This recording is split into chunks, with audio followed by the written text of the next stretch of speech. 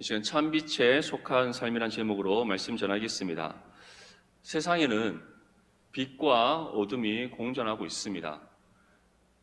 아주 밝은 낮에도 태양빛이 강하게 우리 이 세상을 비추고 있지만 분명한 그 빛 가운데 어둠이 있음을 우리가 보게 됩니다. 건물에 빛이 비춰질 때 그 반대편에는 그림자가 드리워집니다. 우리의 모습 속에도 마찬가지입니다. 우리가 햇빛을 받을 때 받는 햇빛의 반대편에는 그림자가 분명히 있습니다. 이처럼 완전한 빛은 세상 가운데 존재하지 않는다는 것을 우리는 자연을 통해서도 알 수 있습니다. 우리가 지금 예배를 드리고 있는 이 공간 안에서도 분명히 형광등이 강하게 이 공간을 비추고 있지만 곳곳에 빛과 빛을 가리는 반대편에 그림자가 있다는 것을 우리는 볼 수 있습니다. 우리 인간의 내면도 마찬가지입니다. 우리가 겉으로는 우리가 다른 사람에게 선한 모습을 보일 수 있습니다. 하지만 우리 모두는 알고 있습니다. 우리의 생각이 얼마나 악한지, 우리 안에 있는 그 마음이 얼마나 죄악된지 우리는 알고 있습니다. 우리가 겉으로 보여지는 밝은 모습이 아닌 우리 내면에는 슬픔이 있다는 것을, 우리가 다른 사람들에게 보여지는 기쁨의 모습과 반대되는 우리에는 아픔의 모습이 있다는 것을, 우리는 선한 모습만 있는 것이 아니라 악한 모습도 있다는 것을, 그 무엇보다도 이와 같은 어두운 면이 우리의 본성이라는 것을 우리는 알고 있습니다. 그것이 평소에는 나타나지 않을 수 있습니다. 하지만 무엇인가 나의 삶에 어려움이 닥쳐왔을 때, 예기치 못한 고난을 겪게 되었을 때, 그리고 무엇보다도 삶의 시련 가운데 있을 때 우리는 그 어둠의 가시들이 돋게 되고 그것으로 인하여서 우리의 연약함들이 사람들에게 나타나게 된다는 것을 우리는 경험할 때가 있습니다. 이처럼 세상은 빛과 어둠이 공존하며 살아가고 있습니다.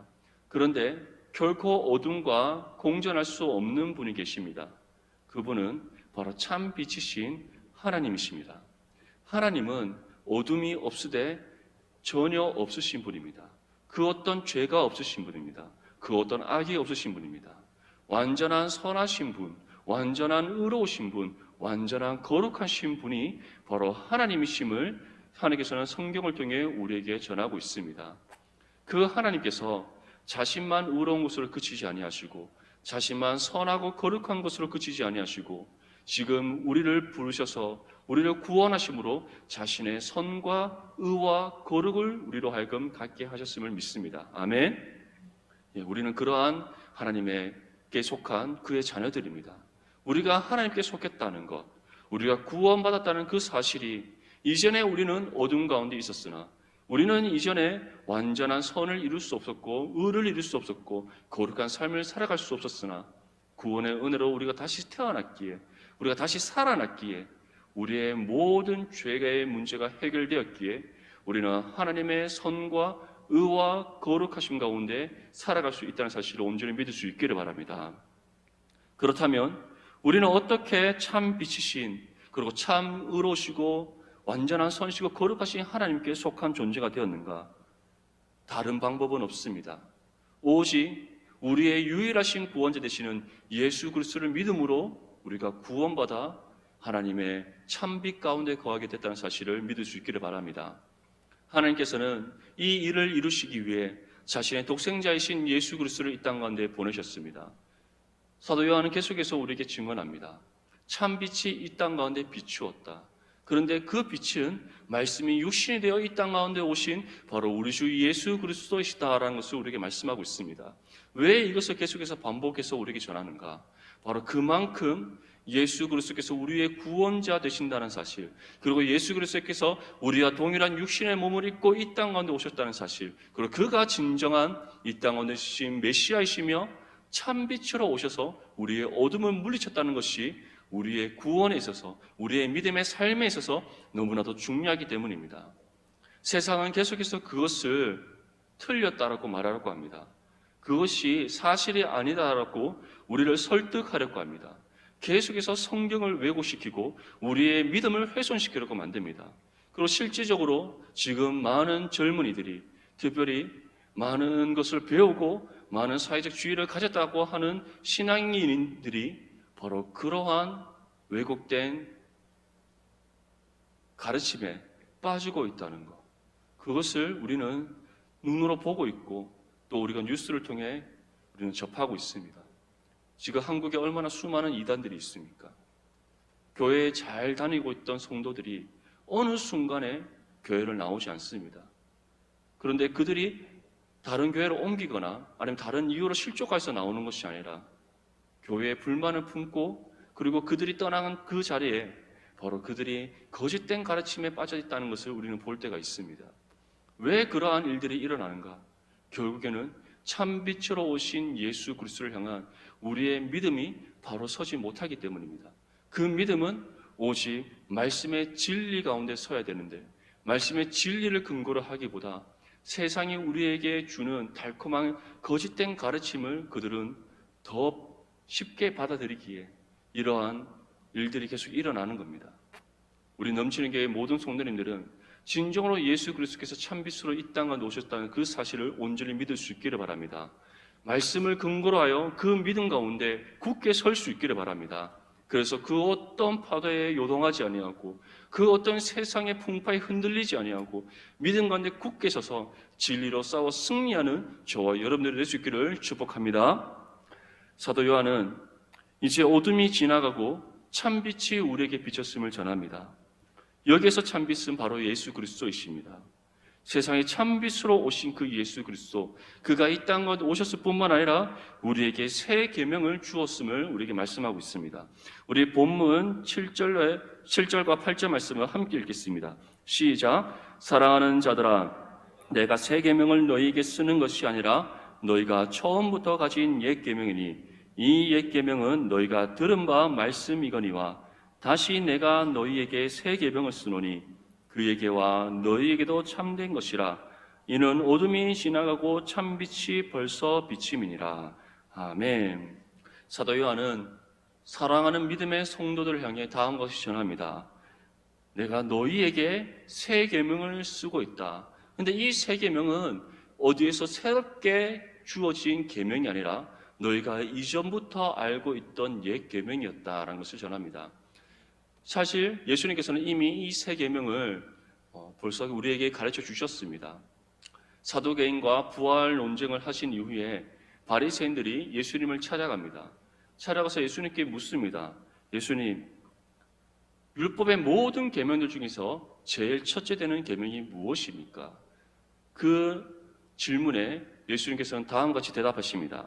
마태복음 22장 37절에서 40절 말씀에 예수께서 이르시되 내 마음을 다하고 목숨을 다하고 뜻을 다하여 주 너의 하나님을 사랑하라 하셨으니 이것이 크고 첫째 되는 계명이요 둘째도 그와 같으니 내 이웃을 내 자신같이 사랑하라 하셨으니 이 두 계명이 온 율법과 선지자의 강령이니라. 이 말씀은 10계명을 두 부분으로 나눠서 우리에게 전한 말씀입니다. 1계명부터 4계명까지를 함축하여서 하나님을 이처럼 사랑하라 라고 말씀하셨고 또 5계명에서부터 10계명을 함축해서 내 이웃을 네 자신과 같이 사랑하라 라고 예수님께서 말씀하셨던 겁니다. 근데 사도 요한은 왜 너에게 내가 새 계명을 쓴다라고 그리고 그 계명은 이미 너희가 이전부터 알고 있던 옛 계명이었다고 말씀하고 있는가?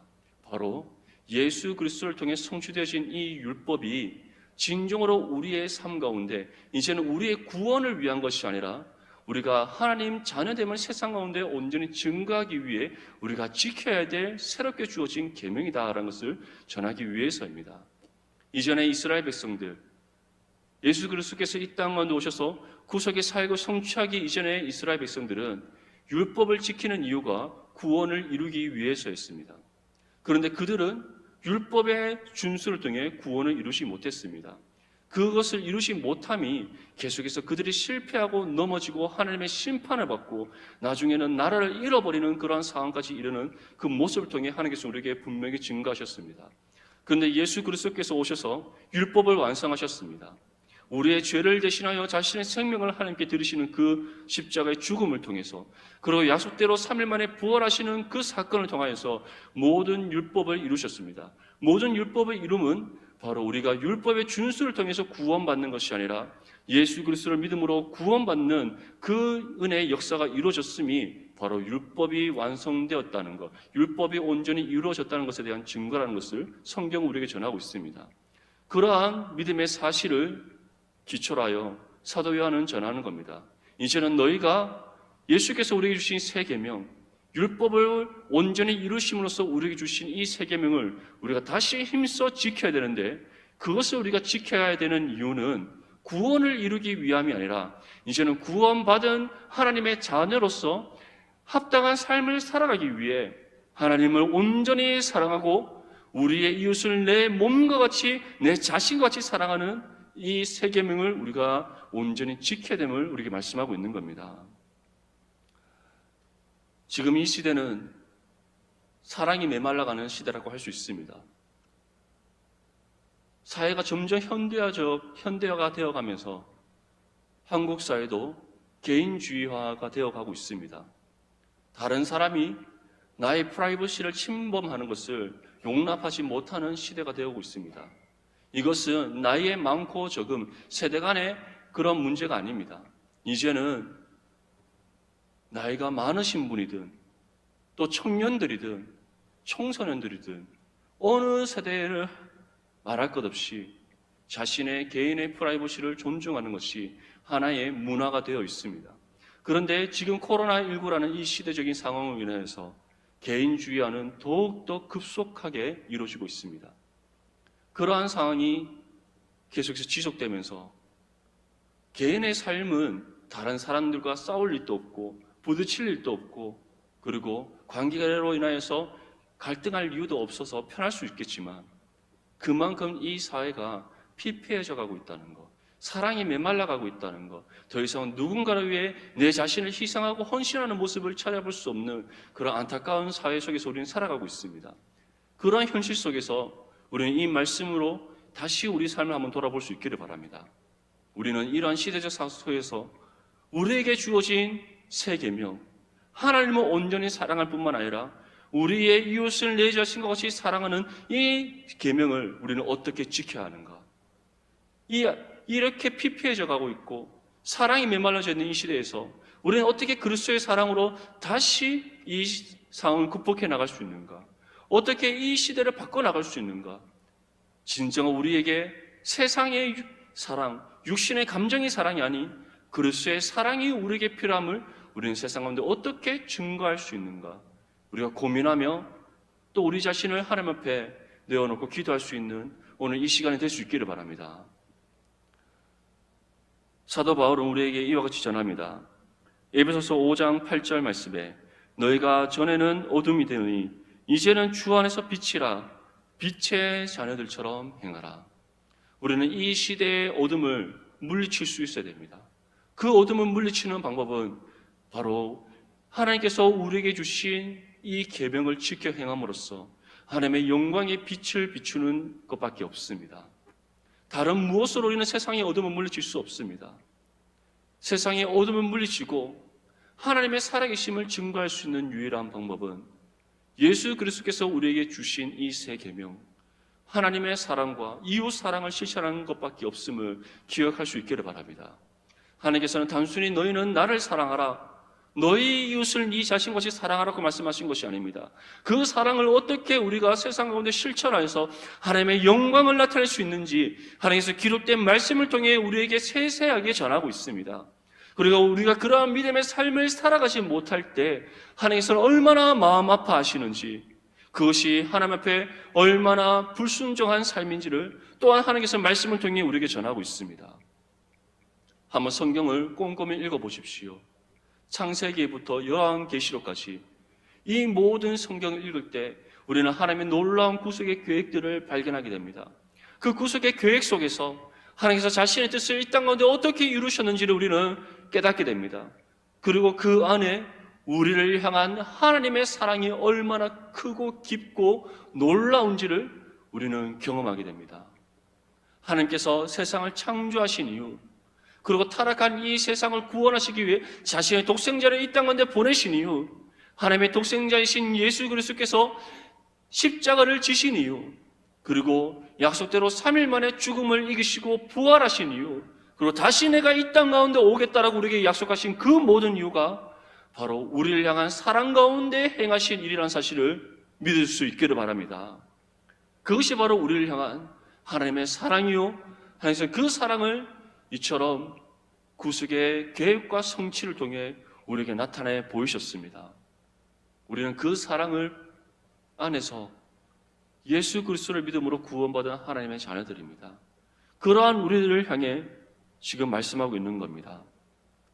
내가 너에게 쓴 이 세 계명을 너희가 온전히 행해라. 그리고 그것을 행함으로써 너희가 이 어둠을 물리치는 빛 가운데 행하는 삶을 살아가야 한다. 우리에게 말씀하고 있습니다. 예수님께서 다음과 같이 우리에게 말씀합니다. 요한복음 8장 12절 말씀에 예수께서 또 말씀하여 이르시되 나는 세상의 빛이니 나를 따르는 자는 어둠에 다니지 아니하고 생명의 빛을 얻으리라. 진정으로 예수 그리스도를 믿어 구원받은 하나님의 자녀들은 어둠 가운데 행하지 않음을 말씀하고 있습니다.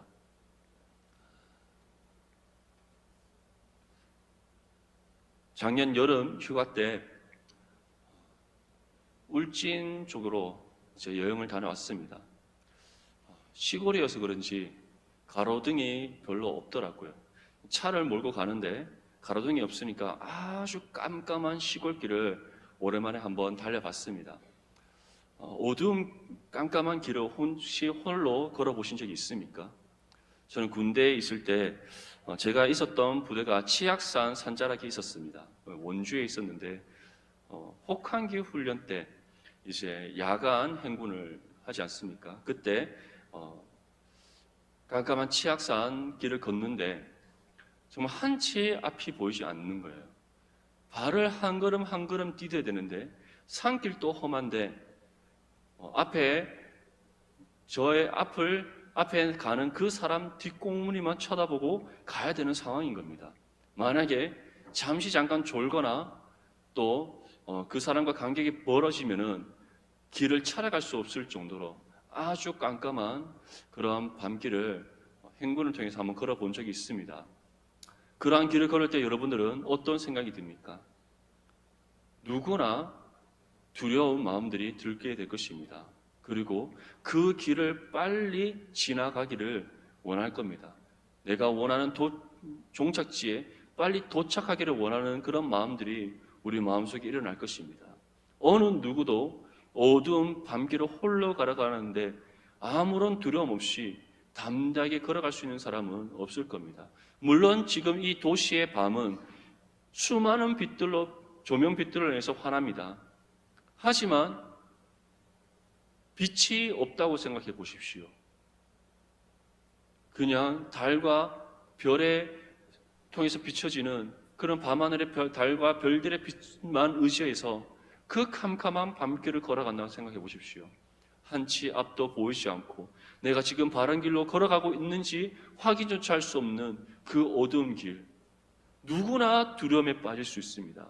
그런데 성경은 바로 이 죄악된 세상이 그와 같음을 우리에게 전하고 있습니다. 이 세상은 어둡습니다. 여전히 죄 아래 갇혀있는 세상입니다. 죄가 만연한 세상입니다.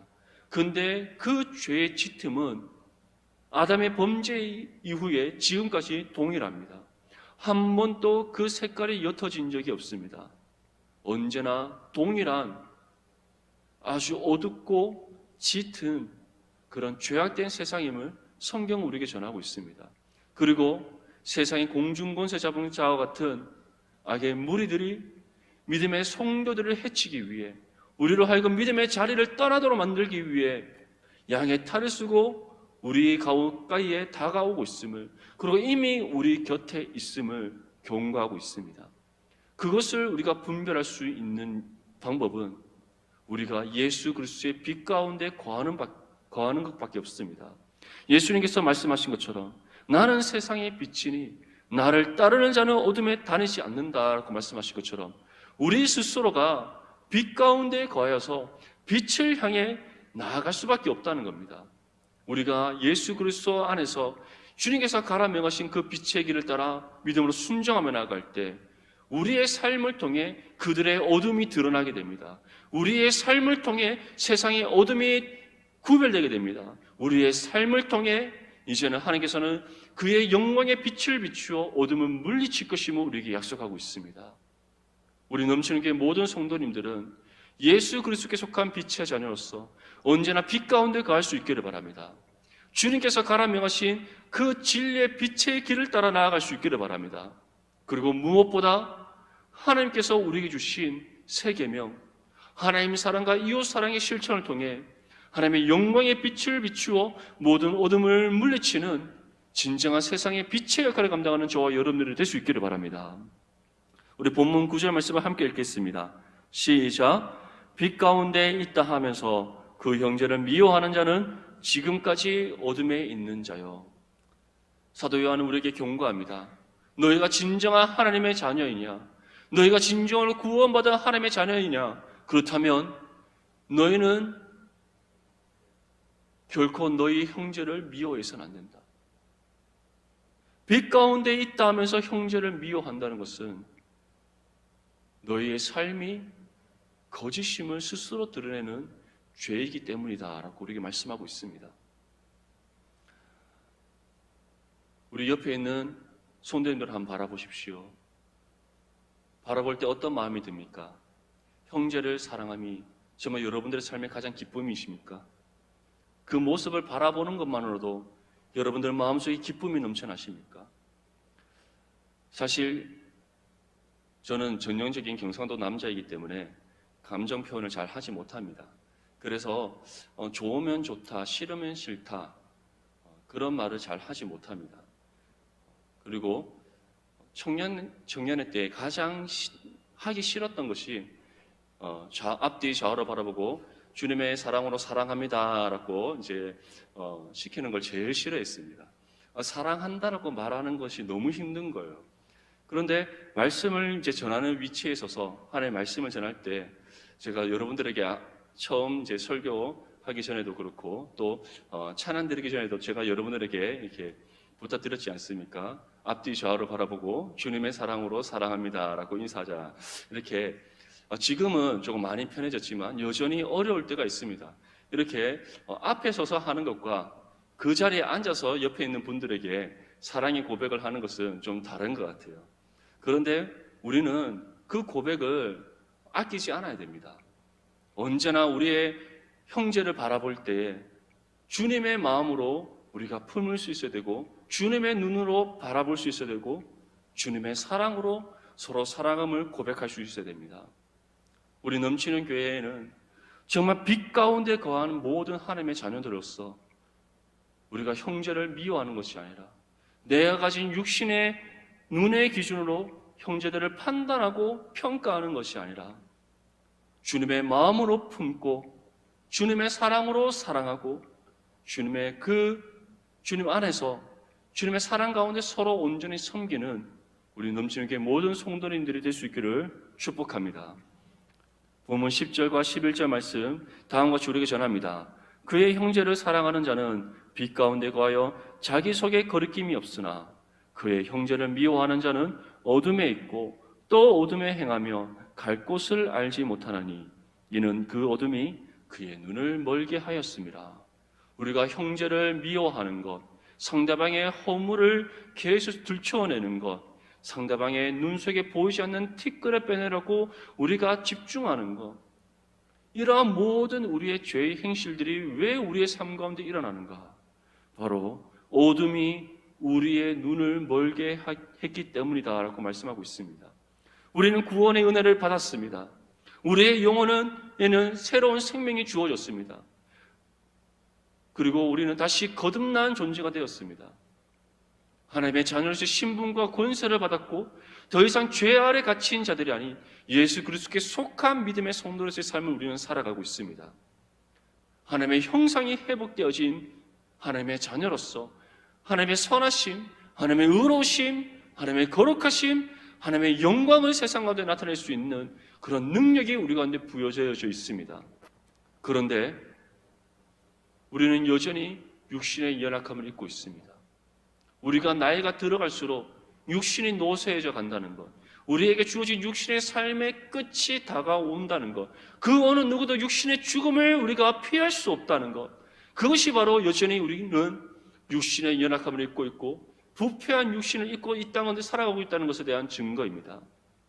그렇기 때문에 우리는 하나님의 말씀 가운데 온전히 서지 못할 때, 우리의 눈을 들어 빛 대신 예수 그리스도를 온전히 바라보지 않을 때, 빛 가운데 행하기보다 내 육신의 욕심을 치우쳐 살아갈 때 우리 역시 죄로 인해, 죄의 어둠으로 인해 우리의 눈이 멀 수 있다는 사실을 기억할 수 있기를 바랍니다. 그래서 예수님께서는 말씀하셨습니다. 너희 믿음의 형제의 눈 속에 있는 티끌을 빼내려고 노력하기보다 너의 눈을 가리고 있는 죄의 들보를 먼저 발견하라.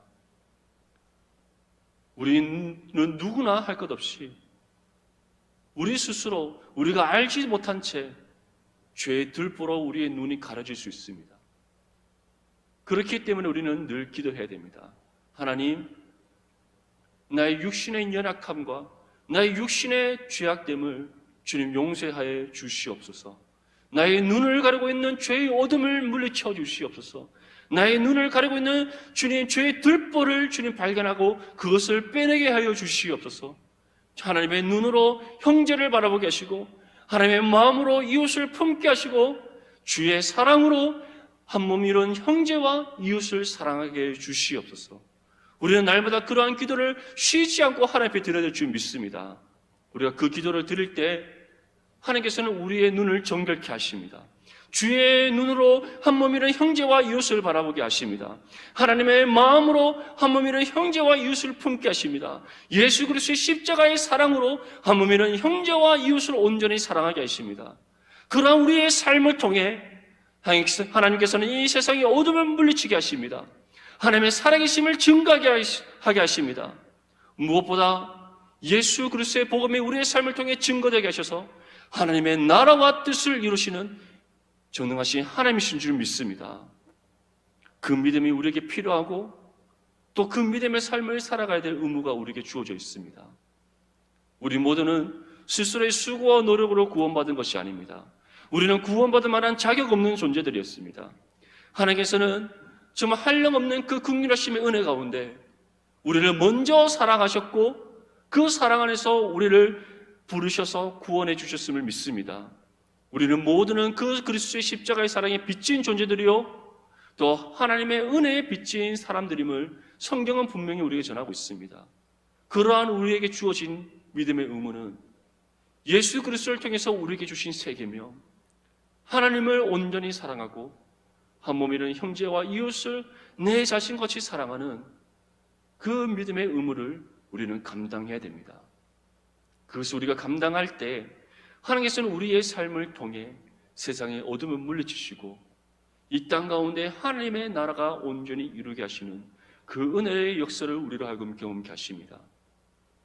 우리 넘치는 교회는 정말 예수 그리스도 안에서 빛 가운데 행하여 하나님의 사랑과 이웃의 사랑을 온전히 실천할 수 있기를 바랍니다. 이 세 계명을 온전히 실천함으로써 이 땅 가운데 하나님 나라를 이루어가는 일에 귀하게 쓰임받는, 그리고 하나님께 착하고 충성된 자는 칭찬받는 우리 모든 믿음의 성도들이 될 수 있기를 주님의 이름으로 축복합니다.